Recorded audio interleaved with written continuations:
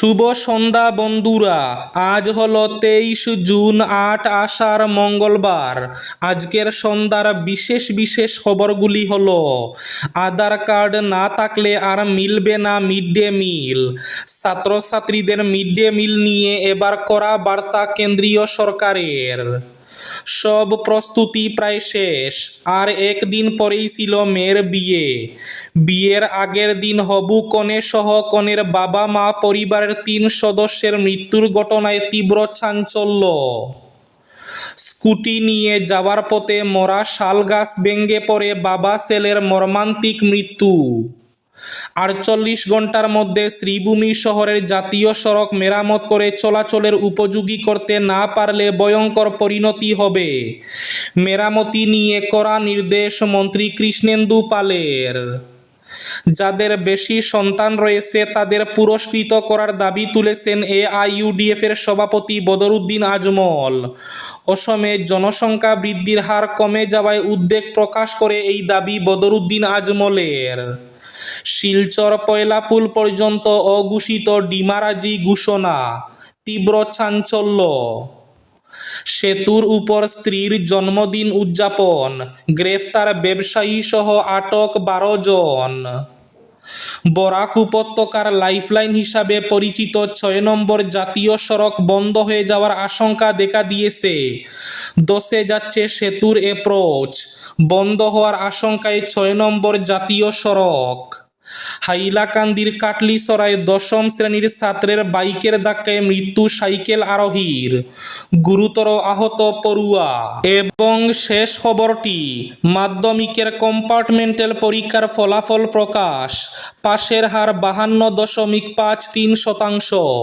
তাহলে বিস্তারিত খবরে যাওয়ার আগে অবশ্যই ভিডিওটিতে একটি লাইক করে চ্যানেলটি সাবস্ক্রাইব করে পাশের বেল আইকনটি বাজিয়ে রাখবেন এবং ফেসবুক পেজটি ফলো করে ভিডিওটি অবশ্যই শেয়ার করবেন যাতে সঠিক তথ্যগুলো সবার কাছে পৌঁছাতে পারে। এবার শুনুন আজকের খবরগুলির বিস্তারিত। প্রথম খবর, আধার কার্ড না থাকলে আর মিলবে না মিড ডে মিল। কেন্দ্রের বড় ঘোষণা। এবার স্কুলে মিড ডে মিল পেতেও ছাত্রছাত্রীদের আধার কার্ড থাকা বাধ্যতামূলক ঘোষণা করল কেন্দ্রীয় সরকার। মিড ডে মিল পরিষেবাটিকে আরও স্বচ্ছ করে তুলতে মিড ডে মিলের রাঁধুনি, হেল্পার এবং মিড ডে মিল গ্রাহক অর্থাৎ ছাত্রছাত্রীদের আধার নম্বর জমা দেওয়া বাধ্যতামূলক বলে জানিয়ে দেওয়া হলো সরকারের তরফে। স্কুল শিক্ষা এবং সাক্ষরতা দফতর এবং মানব সম্পদ উন্নয়ন মন্ত্রকের তরফে সিদ্ধান্ত নেওয়া হয়েছে যে আগামী 30 জুন অবধি বিনা আধার কার্ডে শিশুদের মিড ডে মিল দেওয়া হবে। এই সময়ের পর আধার নম্বর ছাড়া আর মিলবে না মিড ডে মিল। মূলত এর মধ্যেই সকলে আধার কার্ড বানিয়ে ফেলবেন বলে আশা কেন্দ্রের। এই নিয়ম লাগু করার জন্য স্কুলগুলিতে নোটিশ পাঠানো হবে বলে জানিয়েছেন মানব সম্পদ উন্নয়ন মন্ত্রকের আধিকারিক। প্রসঙ্গত, দেশের প্রায় 26 কোটি ছাত্রছাত্রী মিড ডে মিলের আওতায় পড়ে। ধসে যাচ্ছে সেতুর অ্যাপ্রোচ। বন্ধ হওয়ার আশঙ্কায় 6 নম্বর জাতীয় সড়ক। বরাক উপত্যকার লাইফলাইন হিসাবে পরিচিত 6 নম্বর জাতীয় সড়ক বন্ধ হয়ে যাওয়ার আশঙ্কা দেখা দিয়েছে। কাটিগড়া বিধানসভা এলাকার মালিডহর অঞ্চলে একটি সেতুর অ্যাপ্রোচের নিচ থেকে মাটি ধসে পড়ায় উদ্বেগ ছড়িয়েছে স্থানীয় বাসিন্দা এবং যানবাহন চালকদের মধ্যে।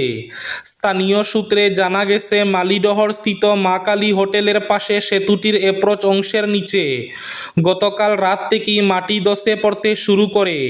সময়ের সঙ্গে সঙ্গে ভাঙনের মাত্রা বাড়তে থাকায় পরিস্থিতি ক্রমশ উদ্বেগজনক হয়ে উঠছে। ইতিমধ্যেই এলাকায় আতঙ্কের পরিবেশ সৃষ্টি হয়েছে। স্কুটি নিয়ে যাওয়ার পথে মরা শাল গাছ ভেঙে পড়ে বাবা ছেলের মর্মান্তিক মৃত্যু। পলাশবাড়ী থানার অন্তর্গত সান্ডুবি সংলগ্ন গুটিপতার এলাকার এক মর্মান্তিক দুর্ঘটনায় বাবা এবং ছেলের মৃত্যু হয়েছে। সোমবার সন্ধ্যায় রাস্তার ধারে থাকা একটি শুকিয়ে যাওয়া শাল গাছ হঠাৎ ভেঙে পড়ে স্কুটিতে থাকা বাবা ছেলের উপর। ঘটনাস্থলে প্রাণ হারান কার্তিক রাবা এবং তার 11 বছর বয়সী ছেলে মৃগু রাবা। এই ঘটনায় এলাকা জুড়ে শোকের ছায়া নেমে এসেছে। জানা গেছে নিহতদের বাড়ি বরদুয়ার বাগান এলাকার শালশের গ্রামে। সোমবার সন্ধ্যায় তারা একটি স্কুটিতে করে চান্ডুবির মধুকি রাজাপাড়া সড়ক দিয়ে ফিরছিলেন। সেই সময় রাস্তার পাশে থাকা একটি মৃত শাল গাছ আচমকাই তাদের মাথার উপর ভেঙে পড়ে। গাছের নিচে চাপা পড়ে বাবা এবং ছেলের ঘটনাস্থলে মৃত্যু হয়।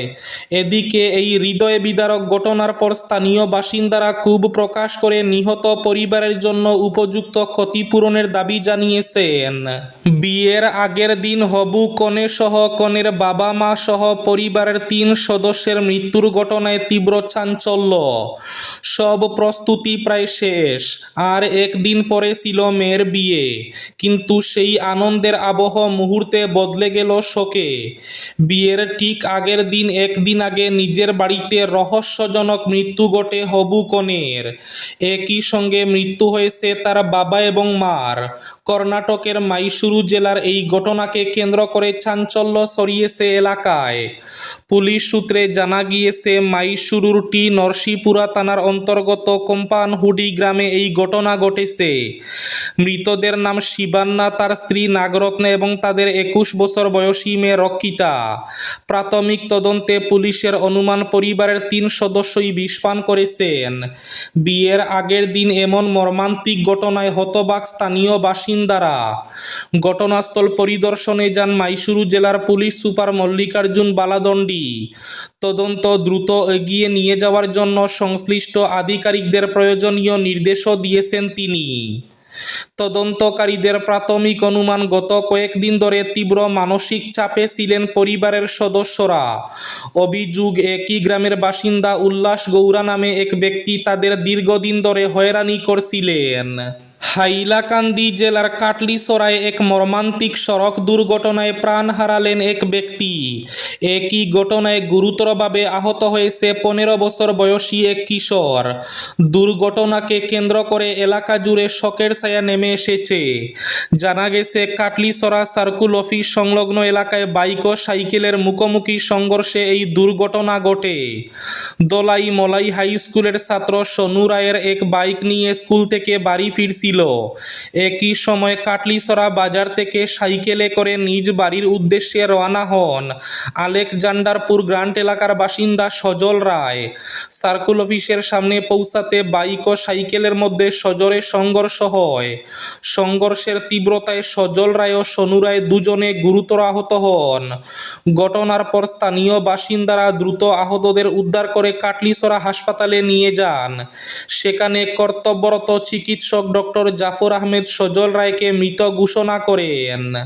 সেতুর উপর স্ত্রীর জন্মদিন উদযাপন, গ্রেফতার ব্যবসায়ী সহ আটক 12 জন।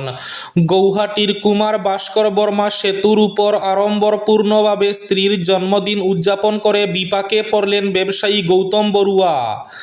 ভাইরাল হওয়া ভিডিওকে কেন্দ্র করে বিতর্কের জেরে তাকে গ্রেফতার করেছে বরলুকমুখ পুলিশ। একই সঙ্গে জন্মদিনের অনুষ্ঠানে উপস্থিত আরও 12 জনকে আটক করা হয়েছে। জানা গেছে সেতুর উপর লাল কার্পেট বিছিয়ে বেলুন দিয়ে সাজিয়ে এবং কেক কেটে স্ত্রীর জন্মদিন উদযাপন করেছিলেন গৌতম বড়ুয়া। অনুষ্ঠান চলাকালীন সেতুর উপরই যানবাহন চলাচলে বিঘ্ন সৃষ্টি হয় বলে অভিযোগ। সেই দৃশ্য সামাজিক মাধ্যমে ছড়িয়ে পড়তেই শুরু হয় সমালোচনা এবং প্রশ্ন উঠে জনসাধারণের ব্যবহারে রাস্তা ব্যক্তিগত অনুষ্ঠানের জন্য ব্যবহার করা নিয়ে। অভিযোগের ভিত্তিতে দ্রুত পদক্ষেপ নেয় পুলিশ। রাজপথে বাধা সৃষ্টি করে ব্যক্তিগত অনুষ্ঠান আয়োজনের অভিযোগে গৌতম বড়ুয়াকে গ্রেফতার করা হয়েছে। শিলচর পয়লাপুল পর্যন্ত অঘোষিত ডিমারাজি ঘোষণা, তীব্র চাঞ্চল্য। লক্ষ্মীপুর সমজেলা এলাকার 19টি গ্রাম সহ বিস্তীর্ণ এলাকা নিয়ে নতুন ডিমারাজি গঠিত হচ্ছে বলে বিগত দিনে কম জলগুলা হয়নি। ডিমা হাসাও জেলার সঙ্গে অন্তর্ভুক্ত হয়ে নতুন ডিমারাজি গঠন নিয়ে সরকারিভাবে কয়েকটি পত্র পর্যন্ত আদান প্রদান হয়েছে। এ নিয়ে অনেক প্রতিবাদ পর্যন্ত হয়েছে। এরই মধ্যে আগুনে ঘি ঢেলে দিলেন ডিমাসা নেতা নবদা জহরি। যিনি নবদা বর্মন নামে পরিচিত। রবিবার দ্বিতীয়বার মন্ত্রিত্ব লাভের পর লক্ষ্মীপুরে আসেন মন্ত্রী কৌশিক রায়।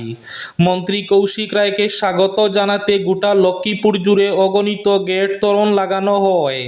মন্ত্রীকে স্বাগত জানিয়ে এরকম একটি গেট পয়লাপুলে নিজের বাড়ির সম্মুখে লাগিয়েছেন ডিমাসা নেতা নবদা বর্মন। সেই গেটে একেবারে পরিষ্কারভাবে উল্লেখ করেছেন পয়লাপুল ডিমারাজি। পয়লাপুল পর্যন্ত ডিমারাজি বলে প্রকাশ্যে স্বীকৃতি দিয়ে মন্ত্রীকে স্বাগত জানানোর গেটে উল্লেখ করেছেন নবদা জহরি। যে বিষয়টি নিয়ে লক্ষ্মীপুরের 19টি গ্রাম সহ বিস্তীর্ণ এলাকার মানুষ উৎকণ্ঠায় রয়েছেন। 48 ঘন্টার মধ্যে শ্রীভূমি শহরের জাতীয় সড়ক মেরামত করে চলাচলের উপযোগী করতে না পারলে ভয়ঙ্কর পরিণতি হবে। বারবার বিষয়টি নিয়ে দৃষ্টি আকর্ষণ করার পরও কাজের দায়িত্বে থাকা ঠিকাদার যেভাবে উদাসীনতা করছেন তা কোনোভাবে মেনে নেওয়া হবে না। প্রয়োজনে পুলিশ লাগিয়ে ঠিকাদারকে বেঁধে রাখা হবে। সোমবার আগে অগ্নিশর্মা হয়ে NHIDCL এর দায়িত্বপ্রাপ্ত কর্তা দূরভাষ এ হুমকি দেন রাজ্যের জনস্বাস্থ্য কারিগরি বিভাগ, পার্বত্য অঞ্চল ও বরাক উন্নয়ন বিভাগের মন্ত্রী কৃষ্ণেন্দু পাল। এবার শেষ খবরটি, যাদের বেশি সন্তান রয়েছে তাদের পুরস্কৃত করার দাবি তুলেছেন AIUDF এর সভাপতি তথা বিধায়ক বদরুদ্দিন আজমল। অসমে জনসংখ্যা বৃদ্ধির হার কমে যাওয়ার উদ্বেগ প্রকাশ করতে গিয়ে এই দাবি করেছেন মৌলানা বদরুদ্দিন আজমল। তিনি বলেন, অসমে যাদের বেশি সন্তান রয়েছে তাদের পুরস্কৃত করুক সরকার। যাদের বেশি সন্তান তাদের পুরস্কৃত করুক। অসমে জনসংখ্যা বৃদ্ধির হার কমে যাওয়ার উদ্বেগ প্রকাশ করতে গিয়ে এই দাবি করেন তিনি।